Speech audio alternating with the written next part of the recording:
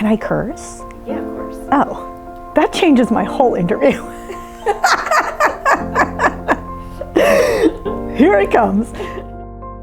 My business is kind of unique in the industry. My main clients are costumers and stylists, really costumers for TV and film. I am different from a costume house because I actually sell my collection. I also am a seamstress, so I make custom pieces. Palm Royale. They are set in the 1960s. Stranger Things and Winning Time, Griselda. There's so many. I'm not open to the public. I'm open by appointment to costume designers and shoppers for the film and television industry. I'm from New Jersey. Both of my parents are immigrants. They essentially started selling men's clothing at Englishtown Flea Market in New Jersey.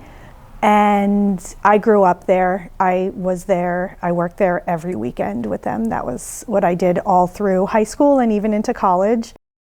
I started wearing vintage in middle school and have been wearing vintage ever since.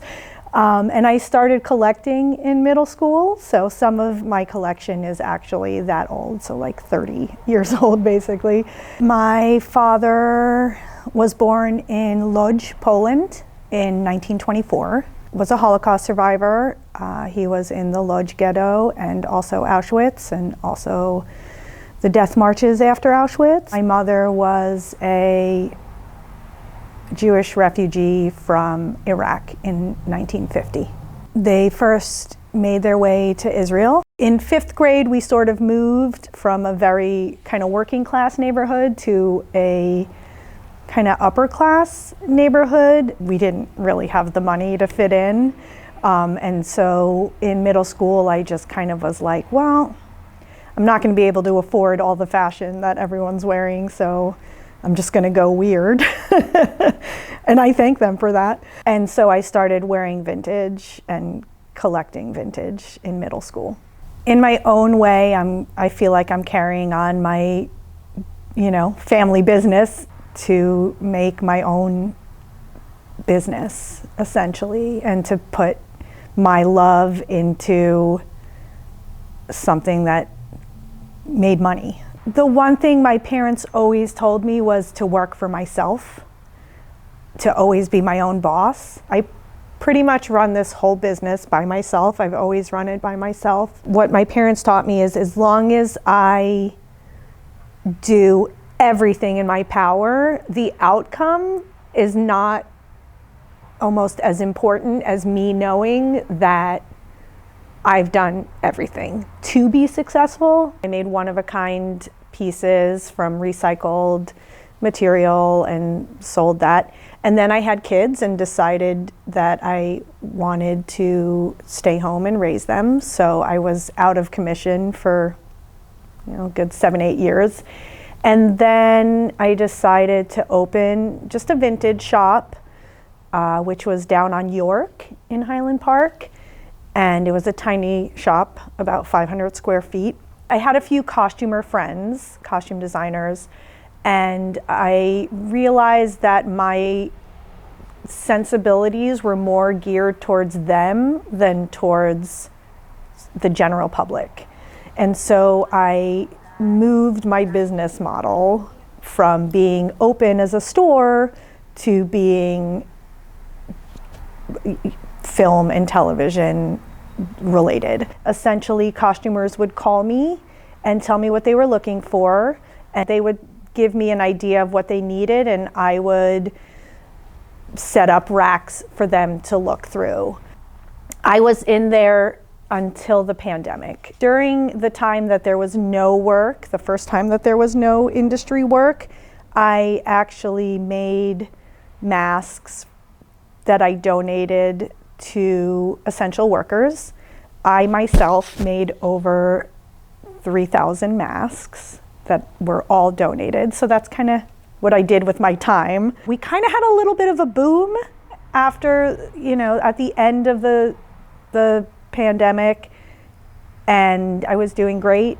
I moved into this space in March of 2023, so as the strikes began, and have pretty much been in here with no work ever since. For the most part, I haven't been a viable business for 2 years. I've gone through my savings and I've accumulated debt. Now I have this large overhead of not just making my rent and, you know, the bills keep coming, but I also have debt that is personal debt at this point on top of it. So I have 2 kids. They're both, my son is in college, my daughter is graduating high school this year, so college bound, so there's college payments. My husband is also in the industry, luckily. He's had work, but we've gone from a 2-income family to a 1-income family. But not just that, we're not even a 1-income family. I'm actually drawing from our 1 income to pay rent here. So we've gone to a -1 income family, I suppose. During the strikes, there was really zero work. The strikes were worse for me than the pandemic, because the pandemic offered a little bit of government assistance. The strikes offered nothing. Also, I am industry related, but I'm not union. So I don't pay union dues, but I also don't get any sort of unemployment. I'm just a small business, so there's no assistance, no government assistance. During the pandemic, there was a little bit of small business assistance, but in terms of the industry, I don't get any industry benefits. So for the year of the strikes, there was almost no business. That's when I really went through all of my savings. And then business picked up a little bit. There's a few shows that I worked with.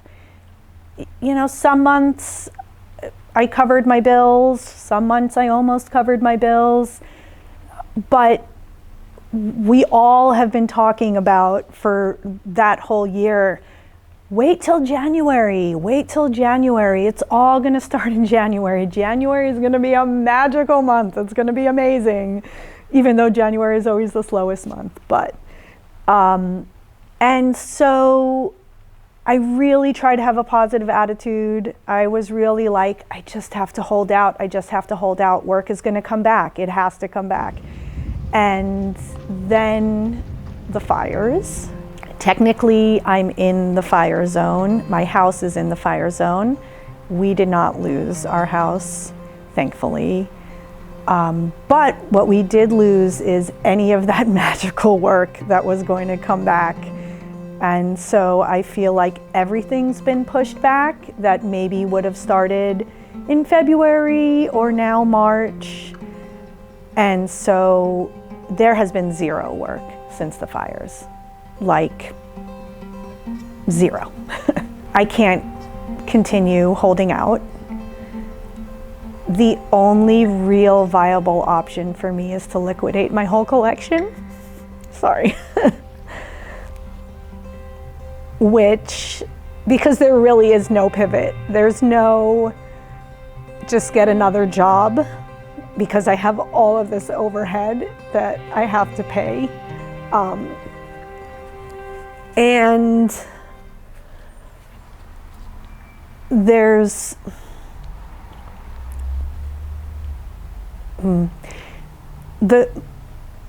yes, I have a vintage collection and I have amazing vintage pieces that anybody would want.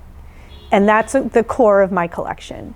But the way that the industry works is that a lot of my collection is industry specific. So, for instance, everyone's into vintage now, but everyone's into a very very small, sort of acceptable style of vintage. Everything else is sort of costume. But if you're doing, for instance, a 1980s TV show, you know, most of the pants in the 80s are super ill-fitting and not flattering by today's standards. So what the public wants is sort of this little niche of 80s that's cool, but what the TV shows want are real 80s ugly acid wash pleated pants.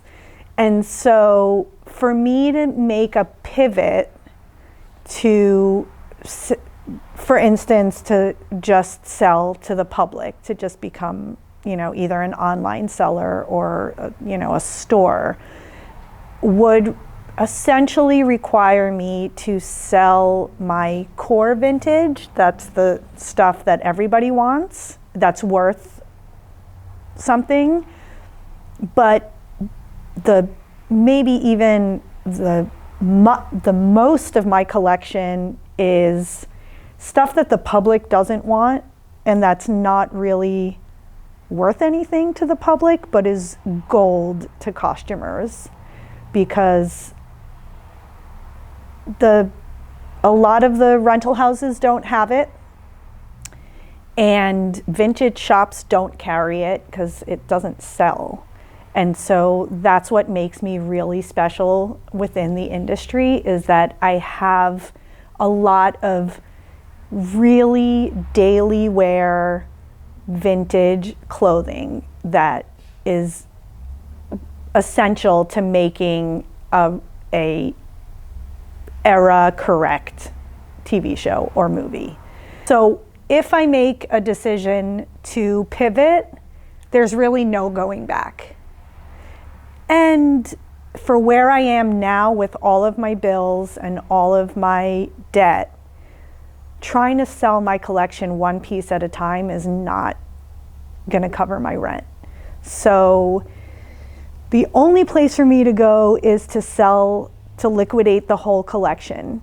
But that would mean liquidating it to other costume houses who are also struggling right now because the whole infrastructure of the industry is struggling. So at this point, I have no idea what to do. How many years in are we now? 5 years since the pandemic? I've accumulated this collection over 30 years, piece by piece. I have over 25,000 pieces right now, and I have hand-picked every single one of these pieces. I don't buy anything in bulk. I don't buy like overseas containers of vintage. I literally go to the thrift store every place that I am and pick up pieces one by one. So first of all, this collection it's not a business, it's my life. And the only reason that I built this business is to be able to keep collecting and keep just doing what I love. So for me, this is extremely personal. And from sort of my upbringing, admitting failure is extremely painful. And even though I know this is industry-wide and it's not necessarily me being a bad businesswoman, because I'm not, or I don't think I am.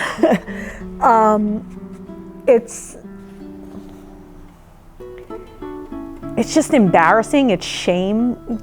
There's a lot of shame in admitting that I can't pay my rent.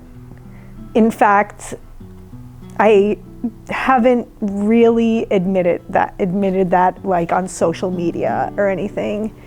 And it shouldn't be shameful because it's not an individual failure. I mean, I'm sure I've had many individual failures that, we could talk about, but this is an industry-wide collapse, but it feels like a personal failure. There's a huge amount of just, it's embarrassing. It's like when people ask, you know, how's it going? I don't want to say I can't pay my rent.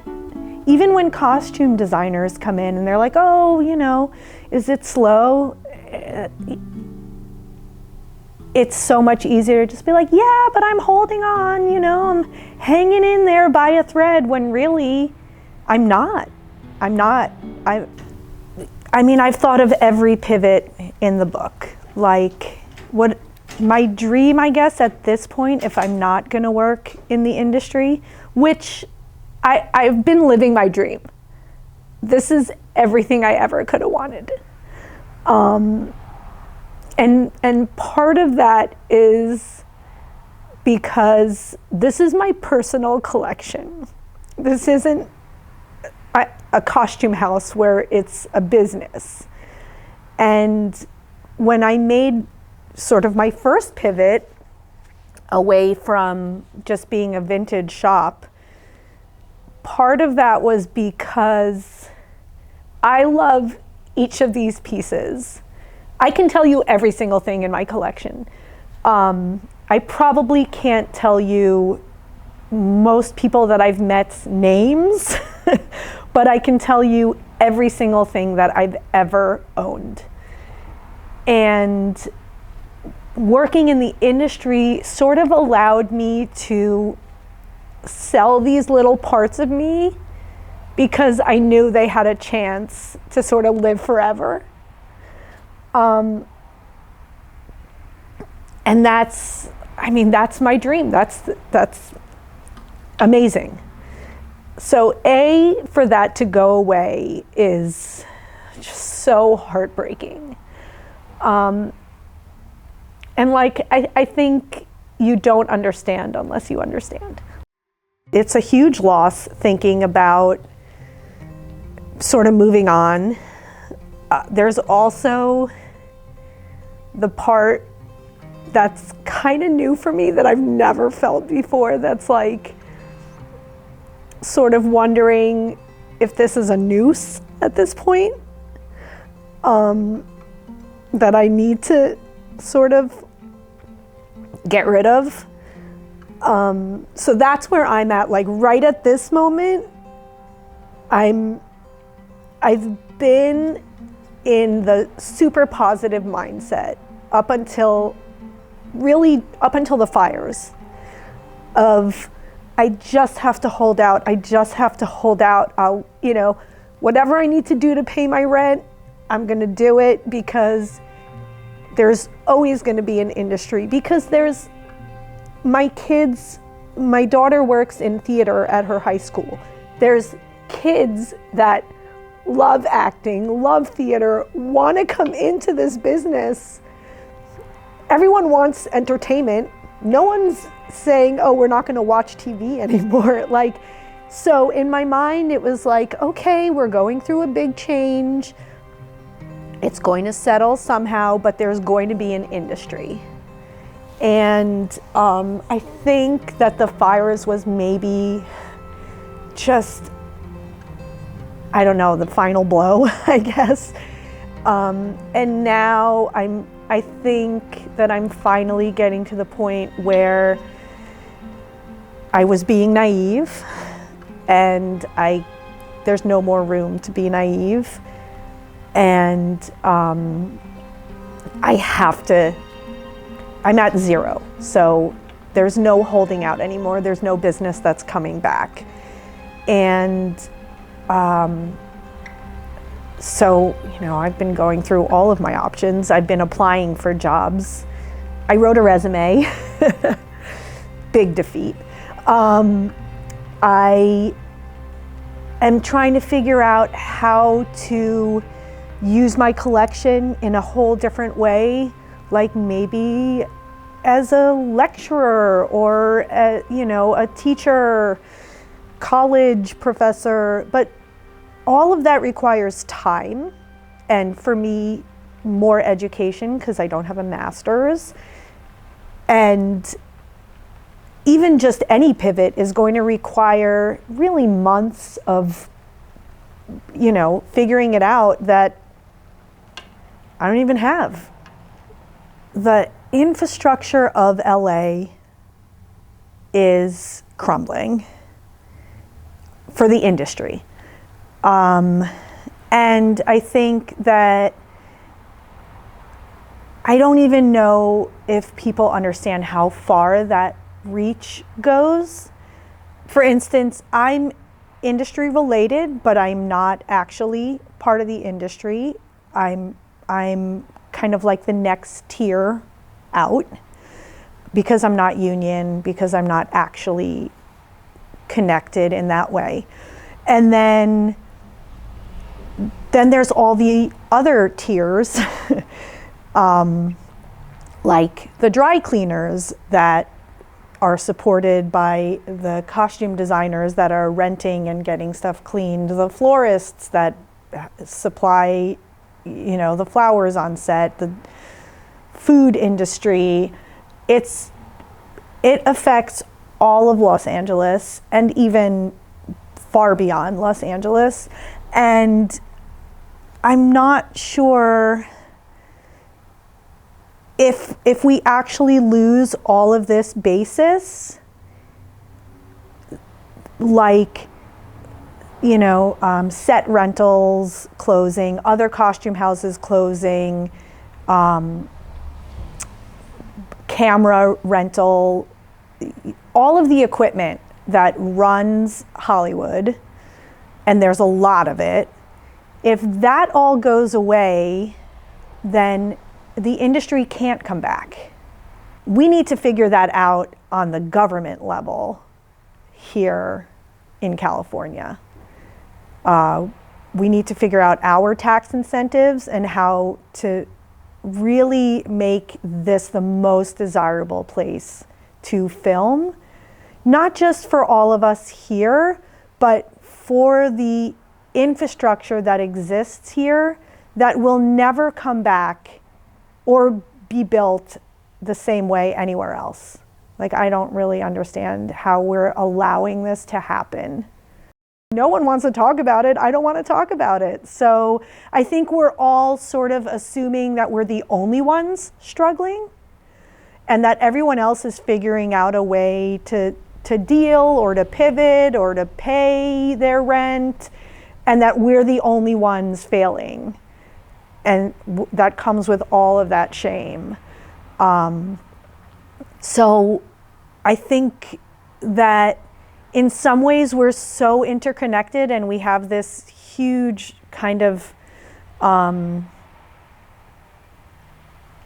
family, but we're not talking to each other about it. We're just kind of like floating along, pretending everything's okay, pretending that the industry is going to come back. I know that's what I've been doing, is lulling myself into believing that this is going to be okay. And I think I'm finally at I don't think this is going to be okay. Still not fully ready to admit it, but I think that we need to collectively talk about this more. I can't believe that it's not good. I think this is maybe the first time in my life that I have to admit defeat, I think. Major defeat. Heartbreaking.